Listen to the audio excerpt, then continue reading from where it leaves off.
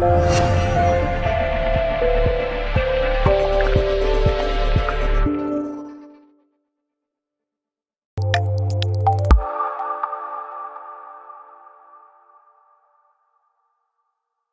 Jim, first session back, how are they looking and is it going as you'd hoped?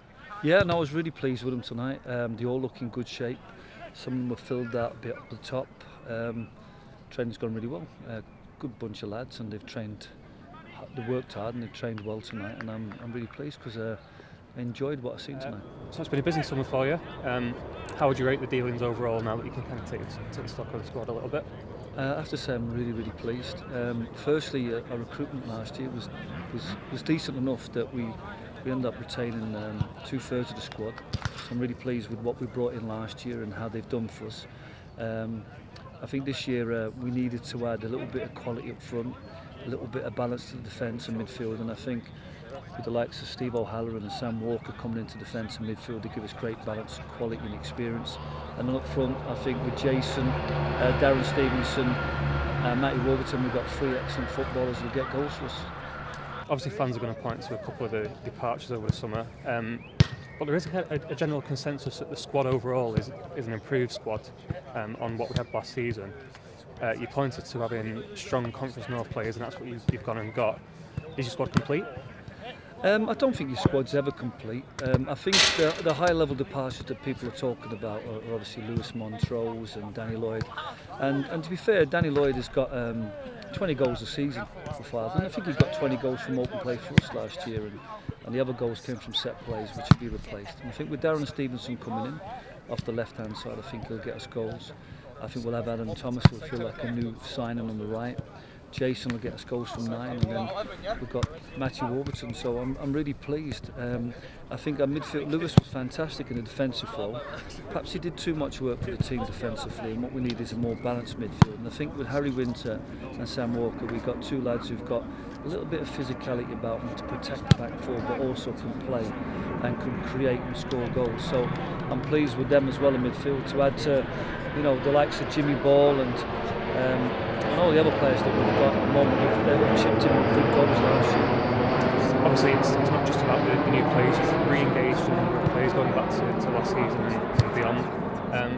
And we've got Sam Byrne this week signing an extension. What was it about someone like Sam in particular that led you to making the decision, and is it a nod perhaps to any full-time setup in the future?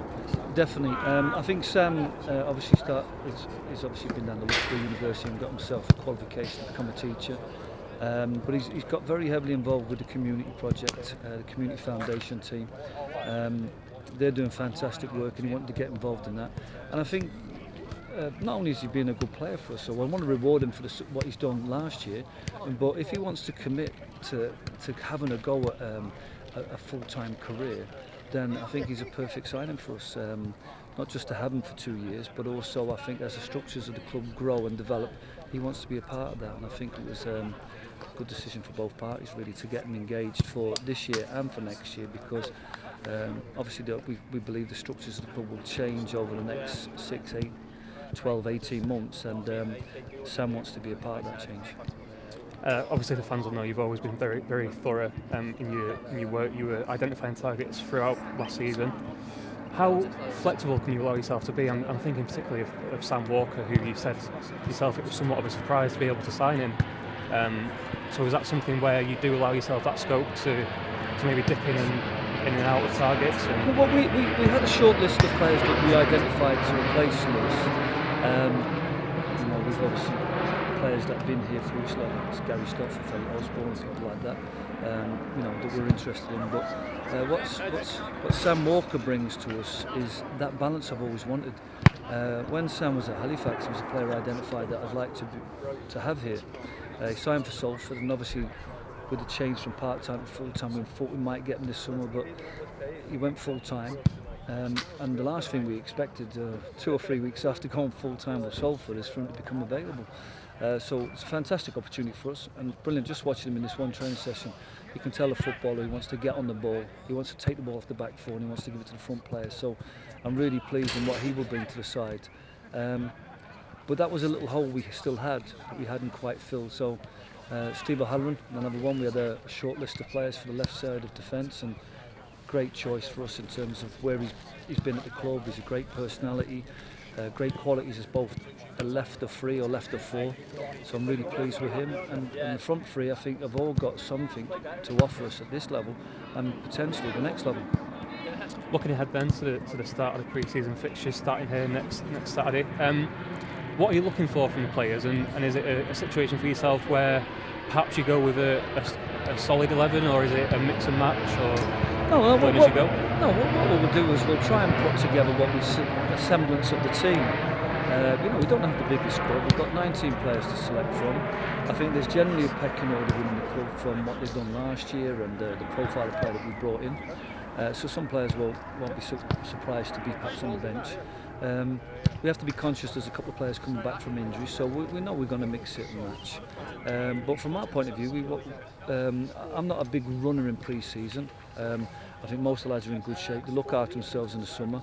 I've always been impressed with the professionalism of part-time players. So they've all got a good base of strength, good base of fitness. We'll be looking to just sharpen their footballing skills up over the next couple of weeks. And then over the second, third, fourth and fifth week of pre-season, we'll be just looking to bring them together as a team.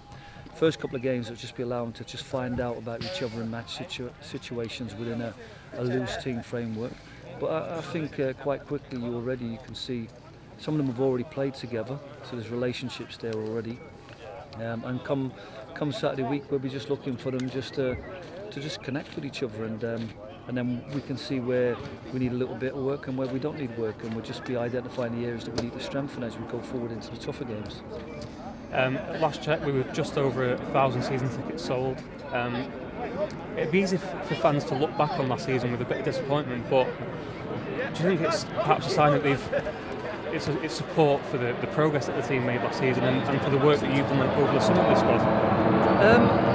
Could be all those aspects. I think last season there was a growing belief. I think going back just to the emotional night filed at home, where although we lost the game, I think people have seen us competing on a level footing with one of the most invested and full-time sides at this level, and the emotion on that night made our fans realise that we have got quite a few players at our club who care about the club and want to play well and good enough to wear that shirt with pride.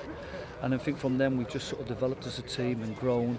We've got results, had a nice cup run which excited people at the other side of Christmas, and then we had a nice strong run in January and February which got people excited. It's disappointing in the end not to hit the playoffs, but it was like that season when we had the 9 in a row when we missed out on the playoffs, and I think it was probably a blessing because the next year I knew we were going to be strong enough not just to hit the playoffs but to win them and then do well at the next level, and that's really the key with this club. Looking at the division overall, so competitive last season, how do you see it shaping up in comparison to that, and what are your thoughts as well on the new layout with the extra 2 teams going into the playoffs this season? Very exciting, the playoffs. I mean, obviously when it first came in a long time ago, 3 points for a win and the playoffs really stimulated the league campaign. I think it's going to be really competitive this year. York City are, a full-time side, good manager, had a good run in the second half of last season. We should have seen them stay up, but unfortunately missed out. So they're not a team in free fall, they're a team that have recovered and should be very strong at this level as a full-time side. Salford have invested extremely well. You've got your Kidderminsters, your Chorleys and your Brackley's who will all be carrying forward a very strong ethos into next season.